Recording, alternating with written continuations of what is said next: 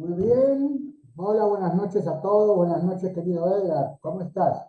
Doctor, qué gusto saludarlo. Pues aquí desde la Ciudad de México, un poquito resfriado, quizá como con esos malestares, porque en estos días pues hemos tenido prácticamente los cuatro climas, las Ajá. cuatro estaciones en un solo día. Nos caen unos tormentones, hace frío, en la mañana o a mediodía hace mucho calor, o sea, el clima habitual de la Justo Ciudad de México. coincidimos un poco porque acá en Quito está lloviendo hace 2 o 3 días. No continuamente, pero todos los días está lloviendo y el clima se volvió frío. Y estoy viendo también que en Buenos Aires la Argentina está lloviendo mucho. Hubo inundaciones en las afueras de la ciudad de Buenos Aires, etcétera. Así que estamos con lluvia por todas partes, ¿no? Es la temporada lluviosa en México, Sí, en sí, la última frío, parte. y hace frío. Te quería Así, contar, le así quería es. contar a nuestros oyentes algo de la situación que está aconteciendo aquí en Ecuador en estos días. El presidente Noboa decidió hace un par de días eliminar el subsidio que existe en el país a los combustibles.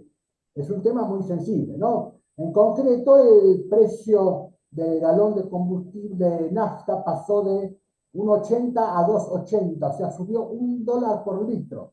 Entonces es un aumento grande que impacta muy fuerte y que produjo inmediatamente una gran reacción en la población y específicamente en la CONAIE, que es la Confederación de Organizaciones Indígenas del país, que es una confederación sumamente fuerte en términos políticos, aunque está muy fragmentada, muy dividida en diversos grupos.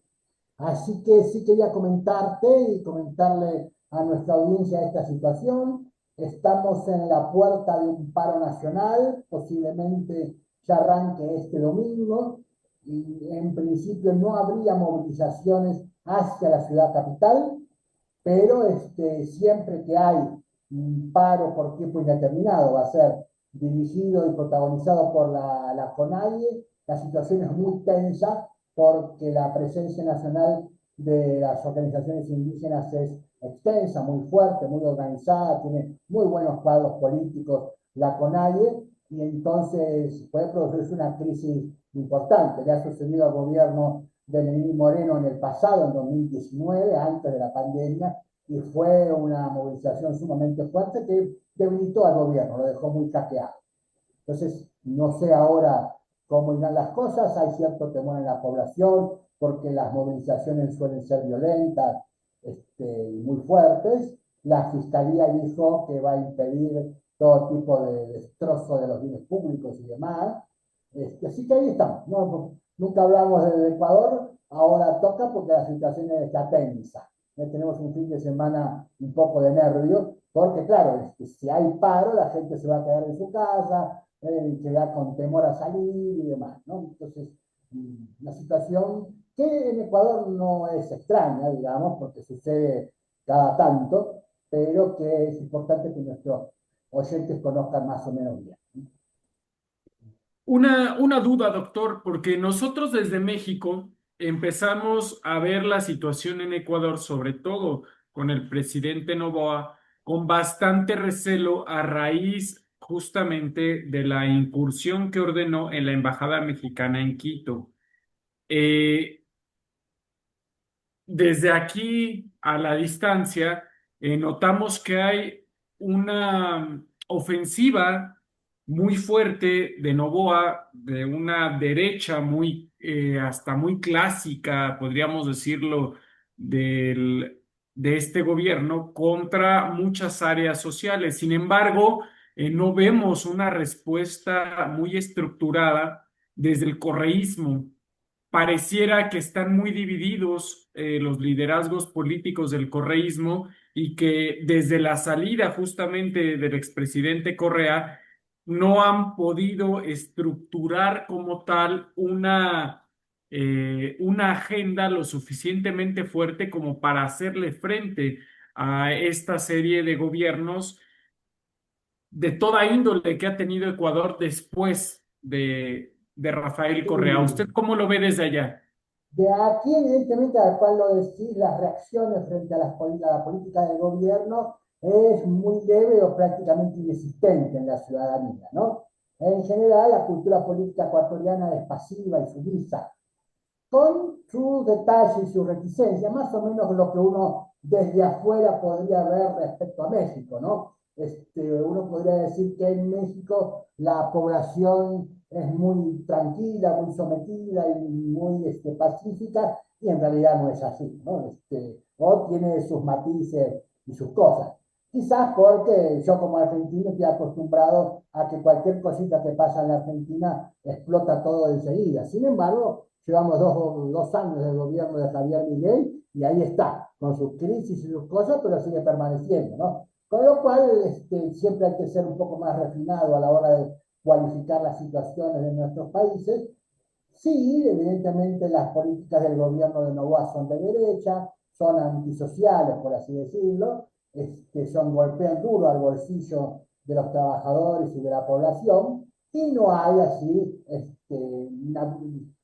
una cultura sindical fuerte, ni hay organizaciones que puedan protagonizar o liderar algún tipo de enfrentamiento de oposición. Y como mencionás vos, el correísmo no se ha transformado en una oposición en la calle, ¿no? Es una oposición parlamentaria en la Asamblea Nacional muy fragmentada, muy poco limpia. Los votos de los miembros correístas cambian de bando, hay denuncias de corrupción entre ellos, peleas internas. Es un movimiento de revolución ciudadana en disgregación, digamos, ¿no? Sí tiene un piso electoral bastante elevado, permanente, pero ya lleva varios años arañando la victoria electoral sin conseguirla, ¿no? Una especie de ranking en el cual la primera vuelta el correísmo sale muy ganador y en la segunda vuelta pierde.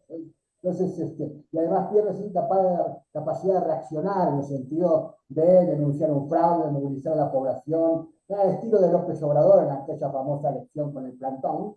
Acá no, ¿no? Más que un par de protestas respecto a la diferencia de 11 puntos que sacó Noboa en la segunda vuelta, alguna denuncia de fraude en los medios y enseguida todo quedó muy callado. Entonces sí, es un poco quieta la situación, pero justamente la CONAI es una de esas organizaciones que agrupa a los diferentes grupos indígenas del país, muy organizada y muy fuerte a la hora de protestar, ¿no? Entonces, ahí tenemos una alternativa diferente al correísmo. Electoralmente tiene poco desempeño la CONAIE, siempre se presenta con sus candidatos y su caudal electoral es bajo, pero en la calle es donde sí tiene fuerte relevancia y fuerte presencia, ¿no? Vamos a ver qué es lo que sucede en estos días, pero sí estamos en la puerta de una crisis política que pudiera llegar a ser muy importante porque $1 más de gasto en los combustibles en la vida cotidiana y el impacto que ese aumento tiene sobre el resto de las actividades económicas puede llevar adelante una protesta prolongada, intensa, que pueda producir una crisis política. Vamos a ver, esto recién arrancó hace un par de días. Entiendo, digo, es importante de todas formas seguir esta dinámica política que se da en un país como Ecuador, que aunque es muy pequeño, sí te da muchas experiencias en el sentido de cómo se pasa de un gobierno progresista muy icónico para la región como el de Rafael Correa en unos pocos años a un gobierno completamente reaccionario de corte ultra neoliberal como el de Noboa, y que el correísmo, que parecía tan sólido en sus fundamentos, con una figura con tanta relevancia regional, con un discurso tan estructurado como el de Correa, prácticamente se diluyó en cuestión de unos pocos años, y su legado, que parecía muy firme, resultó ser hasta cierto punto endeble, ¿no? En cuanto a la Sí. política Pero interna. nuestra región está también bastante convulsionada, al igual que el resto del mundo, en lo que hace a la situación política y a los roles de los dirigentes y a los liderazgos en las agrupaciones políticas. Tenemos en la Argentina, por ejemplo, una reciente victoria electoral del peronismo que al mismo tiempo asiste a la prisión domiciliaria de Cristina Kirchner. Entonces, a veces uno no sabe si el peronismo está siendo golpeado por el gobierno o si el peronismo está resurgiendo o si suceden las dos cosas al mismo tiempo, ¿no? Y tenemos un gobierno en Argentina que prácticamente va de escándalo en escándalo, es una especie de circo permanente, digamos, ¿no? Pero con muy fuertes denuncias de corrupción y lo más importante de todo, una economía que amenaza desbarrancarse en cualquier momento, ¿no? En la Argentina las conversaciones de todos los días es que el gobierno se va, no que va mal, se va. Entonces, no sé si eso sucederá, pero es una situación también crítica para todos, ¿no? El peronismo está ahí en un vaivén donde ha tenido un buen resultado electoral, pero es un buen resultado electoral en una provincia. Vamos a ver cuál es el desempeño del resto de las provincias que tienen elecciones ahora en el próximo mes de octubre. ¿No? En Ecuador tenemos esta situación de un gobierno de derecha que tenía estabilidad hasta ahora, que se mete en una reforma constitucional, además de la cuestión de los combustibles, está protagonizando e impulsando una reforma constitucional, una consulta popular para esa reforma, y hay que ver si le va bien. También se afirma que la idea de esta reforma no es más que un distractor frente a la crisis que se produjo por el aumento de los combustibles. Tenemos lo que hemos mencionado algunas veces, incluso la sesión pasada sobre Brasil, Bolsonaro, el rol de Lula, la presión de Estados Unidos por los aranceles sobre Brasil, la prisión de Uribe en Colombia, la situación en México realmente, y esto es América Latina, ¿no? En el resto del mundo es igual. Europa, los líos que tiene Macron en Francia, ahora en Francia salió una influencer de Estados Unidos diciendo que la esposa de Macron en realidad es un hombre, y entonces también toda la O sea, prensa.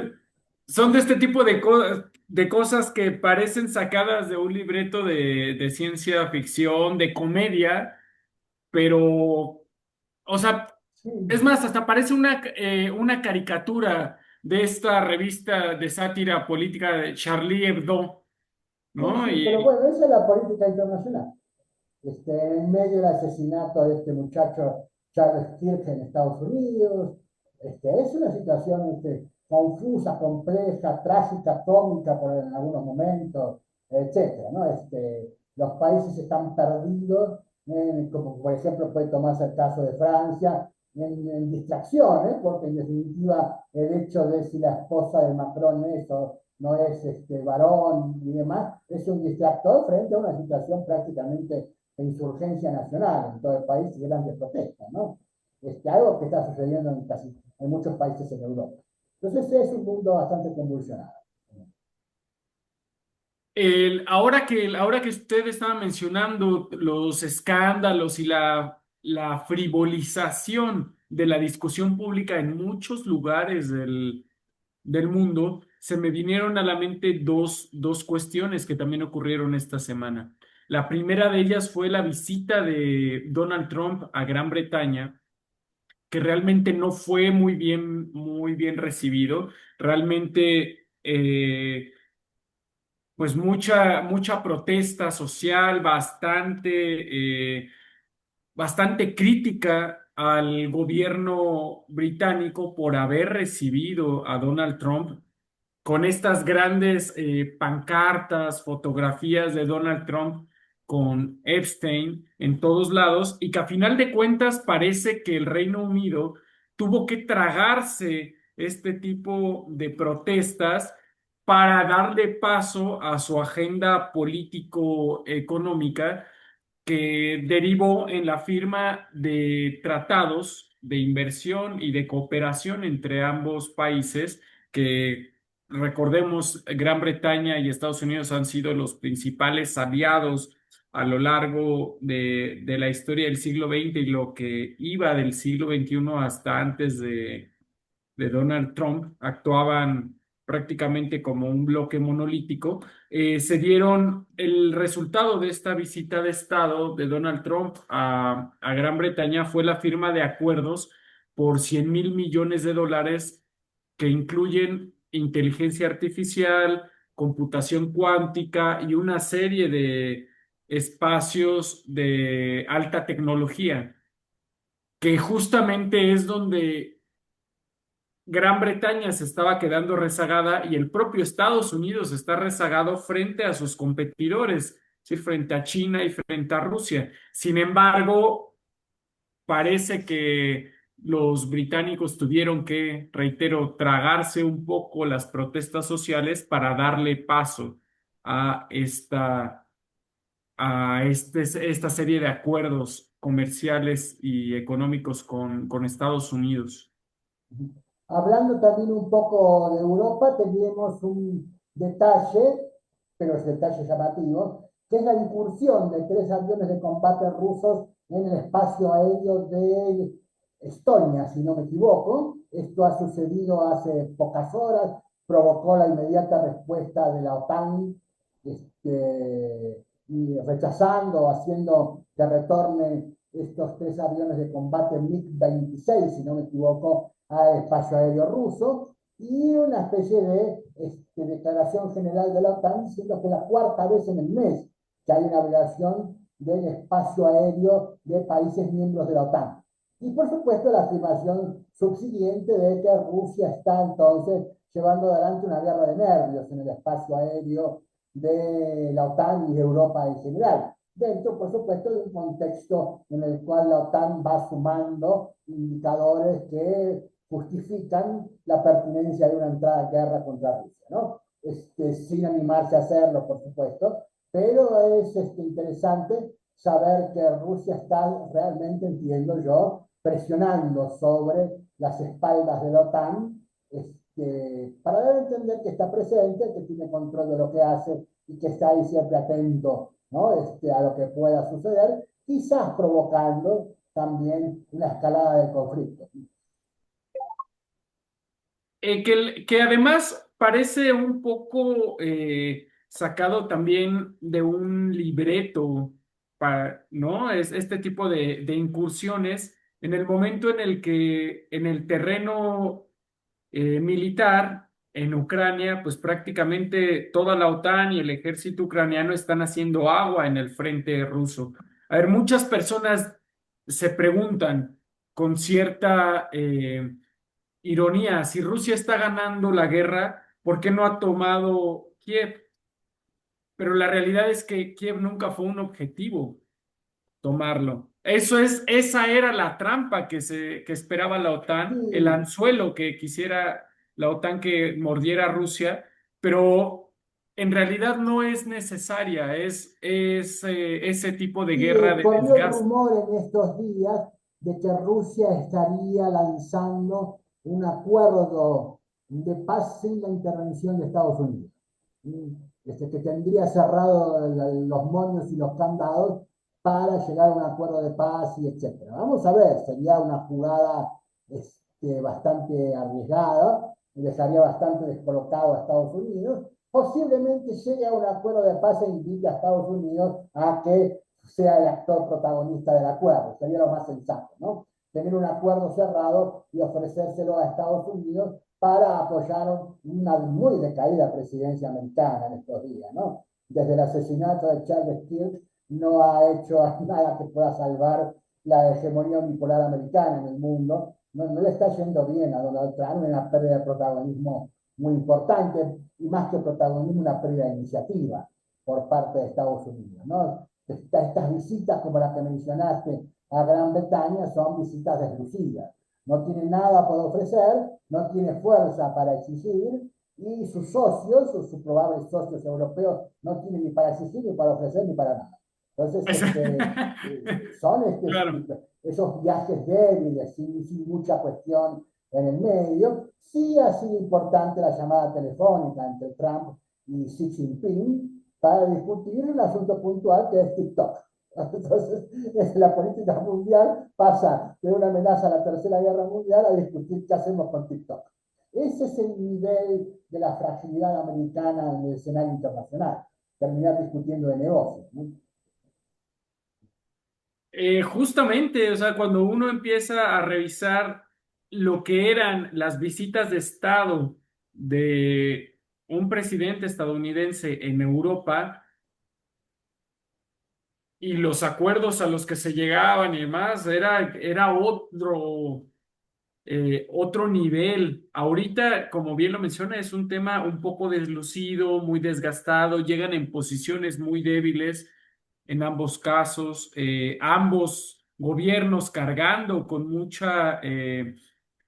pues con mucho desgaste interno, con muchos problemas en cuanto a la política interior, en lo exterior, también muy desgastados frente a sus competidores. Entonces, lo que parece que estamos viendo es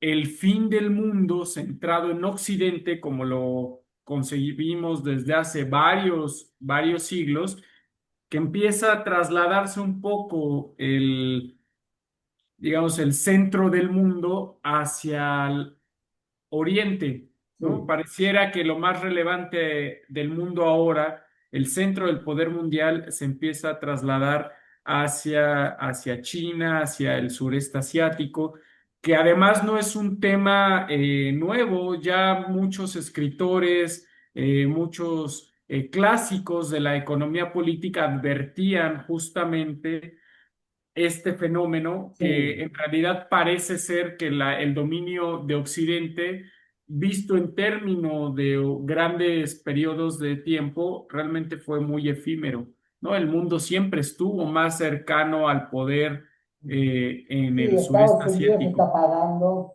los errores cometidos después de la disolución de la Unión Soviética. O sea, con la disolución de la Unión Soviética en 1989, 1991, a Estados Unidos le quedó el mundo ofrecido en una bandeja. Y no supo qué hacer con ese orden unipolar que surgió a partir de esta disolución o implosión de la Unión Soviética y se embarcó en guerras en Medio Oriente, en Irak, en Kuwait, etcétera, sin ningún resultado, sin ningún beneficio, sin ningún sentido.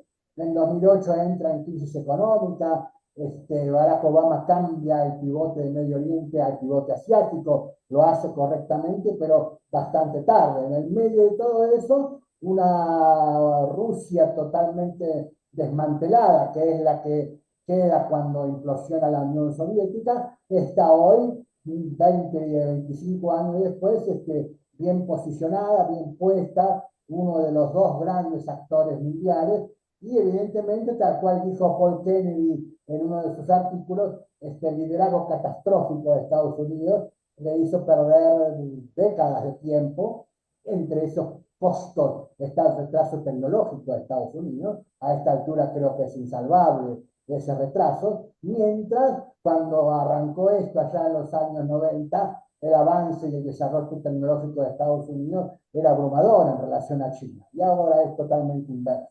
Todo esto ha pasado en estas décadas, y bueno, así es la vida, y Estados Unidos ahora mira al mundo corriendo desde atrás, muy apurado, ¿sí? Y a ver qué es lo que puede conservar de eso que se está cayendo a pedazos.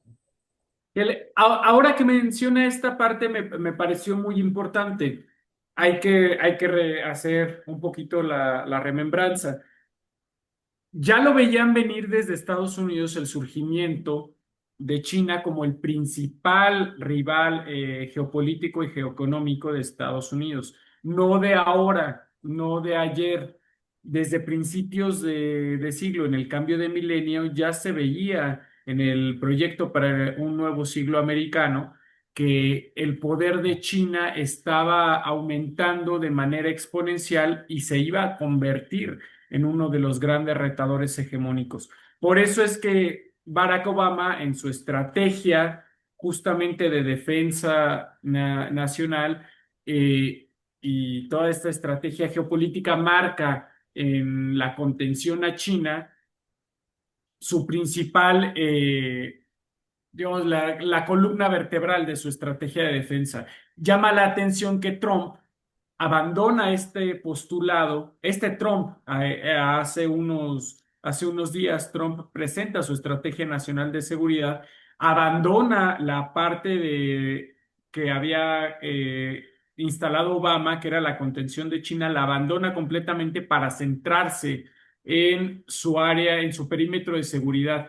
Ya se habla que la principal zona de interés de los Estados Unidos es justamente el mar Caribe, es decir, de Venezuela hacia Groenlandia, ¿no? Toda esta zona que también Trump había definido desde su campaña que iba a ser la principal zona de interés, desde México a Venezuela, que ellos lo consideran el Mar Caribe, pero su perímetro de seguridad va prácticamente del Canal de Panamá a Groenlandia, al Ártico. Esa es la zona que pareciera que en este momento a Estados Unidos le interesa más mantener, que ahí nadie se meta, no tener ningún competidor hegemónico, porque también pareciera que ya están viendo que el cono sur está muy cuesta arriba, dadas las condiciones comerciales, la penetración china en la mayoría de los mercados del cono sur. No sé si usted tuvo la Sí. oportunidad de revisar Si este. esto fuera así tal cual lo plantea, tenemos un sinceramiento de la política exterior americana y un retroceso a los intereses americanos del principio del siglo XX, ¿no? La Exactamente. constitución del patio trasero, ¿no? De Venezuela para arriba, incluyendo el Caribe, México, esto es retroceder 100 años atrás. Significa, si es un sinceramiento, significa que Estados Unidos no puede ir mucho más allá y que incluso ve que en su patio trasero está débil. Porque nadie puede creer en Estados Unidos que México se esté comportando como un siervo fiel, ¿no? Simplemente está reaccionando frente a los acontecimientos, pero evidentemente al mismo tiempo México se está fortaleciendo en términos de política internacional. Así que sí, sería interesante ver si este pivote caribeño, digamos, se consolida, tendríamos una diplomacia americana volcada hacia el patio cercano, digamos, ¿no? Hacia el espacio de provisión de recursos que le queda más próximo. Ni siquiera, como más acertadamente decir, sería Sudamérica, ¿no? Sería ahí, estaríamos volviendo a 1910, 1920, el corolario Roosevelt y la zanahoria y el garrote, ¿no? Lo que los libros nos decían sucedía a principios del siglo XX. Eso es muy, muy, muy interesante. Es un sinceramiento que entonces dejaría a China bastante manos libres, le rogaría a Rusia un apoyo a la palestra internacional, dejaría a África con cero interés, por supuesto, totalmente entregada a China y por supuesto abandonaría Europa completamente. Es un mundo bastante desguarnecido, ¿no? Pero sí es un mundo de islas, ¿no? Donde la cuestión es, sálvese quien pueda. Estados Unidos está Tal cual. preocupado a su propia salvación. Es un mundo, sálvese quien pueda. Entonces nuestros países, en vez de preocuparse si van con China o con Estados Unidos, tendrían que preocuparse si vamos con Brasil. A la hora de si Claro. vamos con alguien, más cerca hay que estar, ¿no? Entonces, bueno, es esa parte que esto que mencionaste es sumamente interesante. Una última cosita que vos estás más noticiado, digamos, Palestina, Gaza, Israel, esa cosa, ese proyecto de aniquilamiento que está dando vueltas por ahí, ¿qué es? ¿Qué planean hacer? Desde la declaratoria de la ONU, como un genocidio completo lo que está sucediendo en la Franja de Gaza, que ya se les está matando a todo el pueblo palestino, no nada más por los ataques militares abiertos, indiscriminados del ejército israelí, también por la cuestión del hambre, que se está provocando una hambruna, justamente y eso lo dice la ONU, no es solamente que lo diga un servidor, hasta los propios líderes europeos lo están reconociendo, que existe una estrategia impulsada desde el lado israelí para desplazar a toda la población palestina, al parecer muy de acuerdo con el gobierno estadounidense para crear una zona, la llamada Riviera Palestina, que es una zona de desarrollos turísticos y de reconstrucción en toda la franja justamente de Gaza, que equivaldría, hay cálculos que lo ponen en 100.000 millones de dólares, todo el desarrollo inmobiliario que se está planteando en esta región. Por un lado, por el otro, Israel está abiertamente amagando con anexionar Cisjordania. Es decir, lo que estamos viendo es una estrategia completa de ampliación y violación de los límites pactados entre Israel y los palestinos en ambas partes, digamos, tanto en Cisjordania como en la Franja de Gaza. A esto curiosamente, los que parece que están alzando más la voz son algunos líderes europeos que ante la llamada de la ONU, el reconocimiento de esta actividad, de esta guerra israelí contra la Franja de Gaza como un genocidio, están llamando a reconocer al Estado palestino. E Israel dice que no hay, reconozcan o no, van a seguir sus planes de expansión y de expulsión de toda la población palestina de la Franja de Gaza. Es un tema muy sensible humanitariamente, o sea, no pocas voces son las que están alzando para decir que estamos viviendo uno de los genocidios del siglo XXI transmitidos prácticamente en tiempo real por muchas plataformas y que la mayoría de los líderes mundiales están guardando silencio, ¿no? Sí, Aquí estamos podemos ver asistiendo a la desaparición de un pueblo, ¿no? A la extinción, al exactamente. exterminio y a la desaparición de un pueblo. Que creo habría que ver si no es un hecho casi inédito en la historia mundial. Porque genocidios, persecuciones, masacres, ha habido muchos, pero la población del país perseguido, sea Armenia por los turcos, sea lo que sea, ha sobrevivido, ha permanecido posteriormente, ¿no? En este caso, la intención es borrar de la faz de la tierra toda memoria y toda relación que exista respecto a un país, un pueblo, una nación llamado Palestina. Esa es la intención, ¿no? Es como los romanos tirando sal sobre Jerusalén en el año 70 después de Cristo, algo muy similar. Y los romanos sí lograron que dejara de existir el asentamiento judío allí en la vieja Palestina, ¿no? Por 2000 años lo lograron. Entonces, eso es lo que estamos asistiendo, es un hecho terrible. Las denuncias y las expresiones de algunos dirigentes políticos o países europeos son sumamente livianas, tardías, sin consecuencias, son solo discursos y palabras, no hay sanciones, no hay nada. Exactamente. Entonces, ahí estamos como, a pesar de los apoyos que tiene Palestina, pareciera estar destinada a morir para siempre, ¿no? Pero bueno, Pare- vamos a ver. Justo parecería más un llamamiento como para vacunarse, ¿no? No realmente en los Sí, hechos, porque no se le ha hecho un embargo de armas, no se le han puesto medidas realmente contundentes a Israel para que detenga su ofensiva. sí, Realmente solamente se queda en el discurso sí, más forma parte pensado. de los tan repetidos discursos políticamente correctos. Así es, más pensado nada más en quedar bien, en apaciguar a la gente que protesta en sus respectivos países, que hacer algo contundente para ello. Y hay otra cuestión, no pocas voces están eh, cuestionando si el reclamo europeo se debe realmente a la preocupación por este genocidio en tiempo real del que estamos siendo partícipes, o bien un reclamo para que se les incluya en este botín inmobiliario que es bastante jugoso.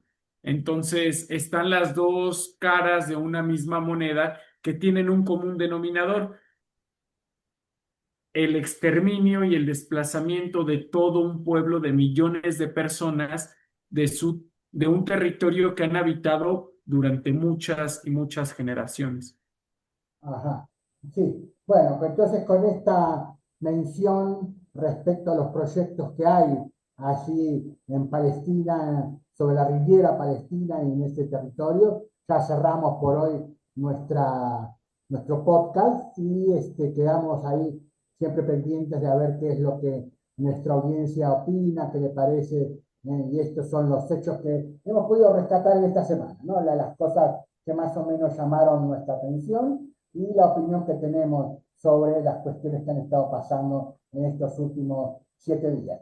Aquí en Quito estaremos pendientes a ver qué pasa este fin de semana con las movilizaciones, a ver qué grado de crisis política se deriva de esta situación y bueno, iremos ahí viendo cómo van las cosas en la política internacional en estos días.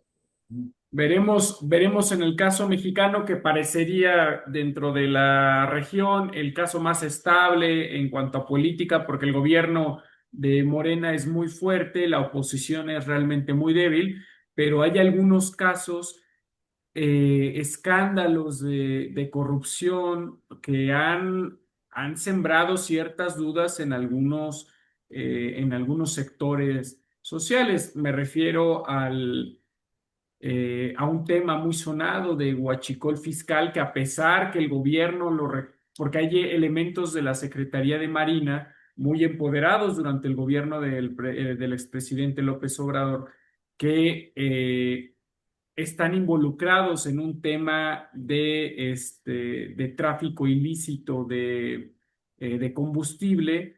Eso por un lado, por el otro, el que se descubrió que el líder de los senadores de Morena, exsecretario de Gobernación con el presidente López Obrador, ex gobernador de Tabasco, durante su periodo al frente del gobierno de Tabasco, el lugar de donde es originario el expresidente López Obrador, pues tenía como secretario de Seguridad Pública a una persona que resultó ser líder de un grupo Ajá. criminal. Entonces, no hay que minimizarlo.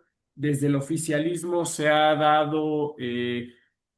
le ha puesto, como decimos en México, hasta cierto punto el pecho a las balas, pero creo que este tipo de detalles tienen que ser muy bien analizados, muy bien abordados por el propio gobierno para no dejar espacio a la interpretación y que por ahí Estados Unidos pueda meter una presión muy grande contra el gobierno mexicano si ya te están avisando que su área de influencia principal, su zona de atención prioritaria, vamos a ser nosotros, ¿no? Hay que tener mucha atención en ese aspecto.